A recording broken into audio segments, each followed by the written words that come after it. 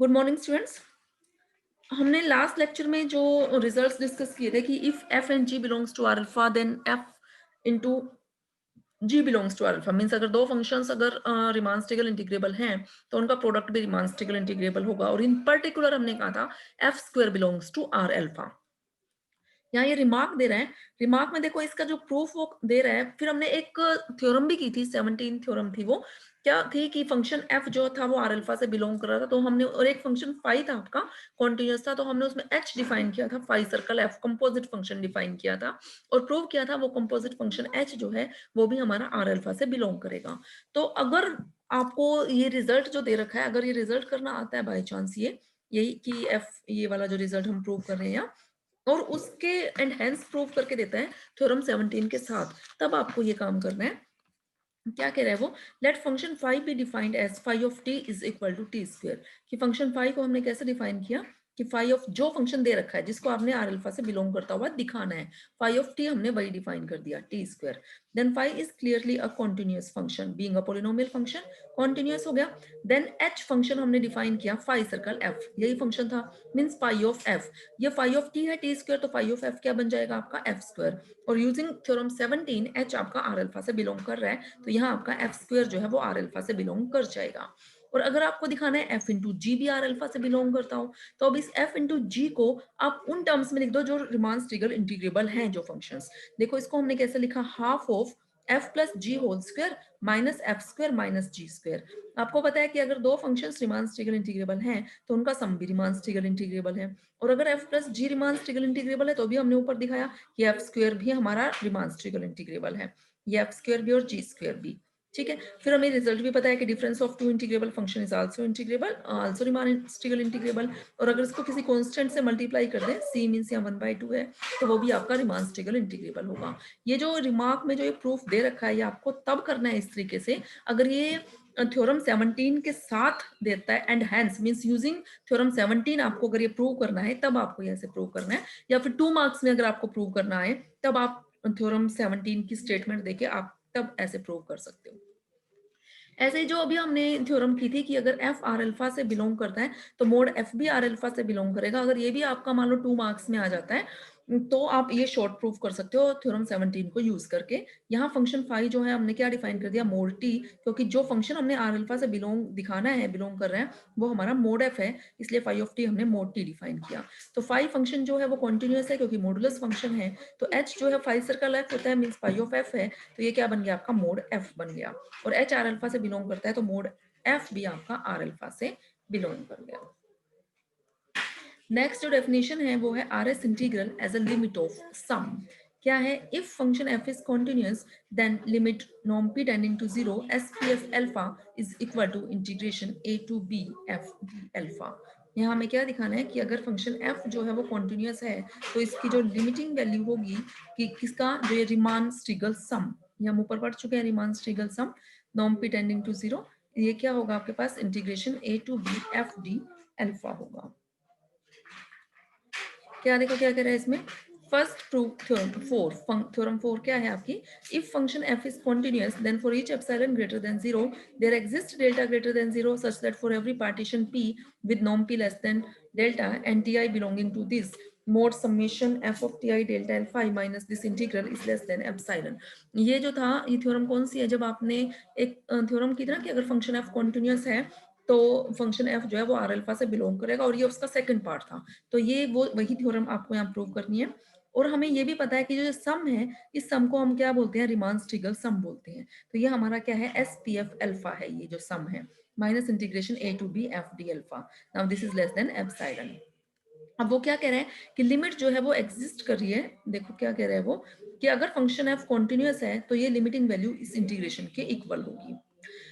ठीक है, now this implies, अब ये जो मॉडुलस डिफरेंस है ये लेस देन एप्सिलॉन है, इसका मतलब इसकी लिमिटिंग वैल्यू जो है किसकी, रीमान स्टीगल सम की एग्जिस्ट कर रही है, और वो किसके इक्वल है, integration A to B F D alpha के इक्वल है। Clear.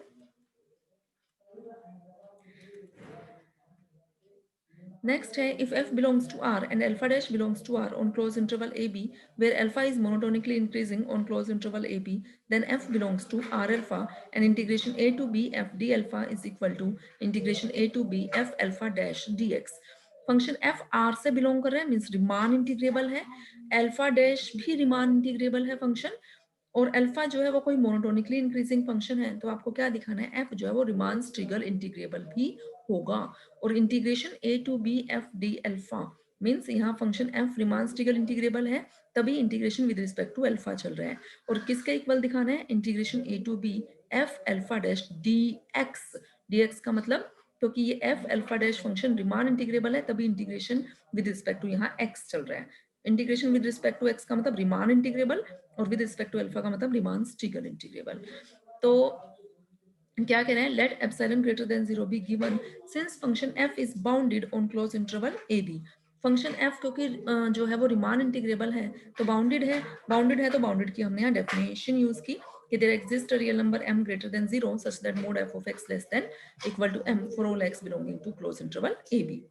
Since f belongs to R and alpha dash belongs to R means f और alpha dash दोनों ही रिमान इंटीग्रेबल हैं तो उनका प्रोडक्ट भी रिमान इंटीग्रेबल होगा। Now f alpha dash belongs to R and alpha dash belongs to R, then for given epsilon greater than 0 there exists delta 1 greater than 0 and delta 2 greater than 0 such that mod summation minus this integral is less than epsilon by 2। यहाँ हमने theorem 4 जो है वो use की है। Theorem 4 जो थी हमारी, ये देखो यहाँ भी हमने ऊपर यूज की थी, यहाँ ही हमने रिमान स्ट्रिगल इंटीग्रेबल के लिए की थी, तो यहाँ तभी यहाँ डेल्टा अल्फा ही और integration with respect to alpha है। अब ये रिजल्ट हमने रिमान इंटीग्रेबल के लिए यूज करना है क्योंकि अगर फंक्शन एफ आपका कॉन्टिन्यूस है तो वो रिमान इंटीग्रेबल भी होता है, और अगर फंक्शन आपका रिमान इंटीग्रेबल है तो उसका सेकेंड पार्ट ये बन जाएगा आपका रिमान सम बनेगा, रिमान स्ट्रिगल सम की जगह रिमान सम माइनस इंटीग्रेशन भी विद रिस्पेक्ट टू आपका एक्स आएगा क्योंकि ये फंक्शन एफ अल्फा डैश आपका रिमान इंटीग्रेबल है। So now this sum is this modulus difference is less than epsilon by 2 for every partition p with norm p less than delta 1 and for all ti belonging to ith sub interval। ठीक है, ये तो हमने result लगाया function F alpha dash के लिए, ऐसे ही एक रिजल्ट हमने लगाना है अल्फा डैश फंक्शन के लिए, तो ये रिजल्ट हमने लगा दिया अल्फा डैश के लिए इक्वेशन थ्योरम 4 को यूज करते हुए। ठीक है, अब हम यहाँ मोड किसका कंसिडर कर रहे हैं, mod summation i varying from 1 to n alpha dash t i delta x I minus summation alpha dash s i delta x i, ये टर्म हम कंसिडर करके चल रहे हैं। Now this is equal to, अब इसमें हमने एक टर्म ऐड और सब्ट्रैक्ट की हुई है, कौन सी term, integration A to b alpha dash D x वाली टर्म, और ऐड और सब्ट्रैक्ट करके फिर हमने इसमें फर्स्ट टू टर्म्स को कंबाइन किया और लास्ट टू टर्म्स को कंबाइन किया और रिजल्ट लगाया mod of a plus b is less than equal to mod of a plus mod of b. Now this sum, ये जो मॉडुलस डिफरेंस है फर्स्ट वाला, this mod is less than epsilon by 4m, और second वाला भी हम ऊपर result से देख सकते हो less than epsilon by 4m आ रहा है आपका, तो ये हो गया this is equal to epsilon by 2m means this modulus difference is less than epsilon by 2m। अब हमने डेल्टा क्या लिया, अब हमारे पास दो डेल्टा चल रहे हैं, डेल्टा 1 और डेल्टा 2, हमने डेल्टा ले लिया उनका मिनिमम, और p पार्टीशन है क्लोज इंटरवल ab की जिसका मोड नॉर्म क्या है, लेस देन डेल्टा है। Then by Lagrange mean value theorem, Lagrange mean value theorem से डेल्टा अल्फा आई को तो आप डायरेक्ट वैसे लिख सकते हो alpha of X I minus alpha of X I minus 1 होता है। अब यहाँ अप्लाई करो Lagrange mean value theorem, this is equal to x I minus 1 into alpha dash s i for some s i belongs to open interval x I minus 1 to x i. और अब देखो इसको x आई minus 1 को लिख सकते हो आप delta x i और साथ में alpha dash s i. Now then Riemann Stieltjes sum S P F alpha, now this is equal to Riemann Stieltjes sum की डेफिनेशन लगाई, डेल्टा अल्फा आई की वैल्यू रखी हमने alpha dash s i delta x i, और इसमें हमने एक term alpha dash t i हमने ऐड और सब्ट्रैक्ट की हुई है।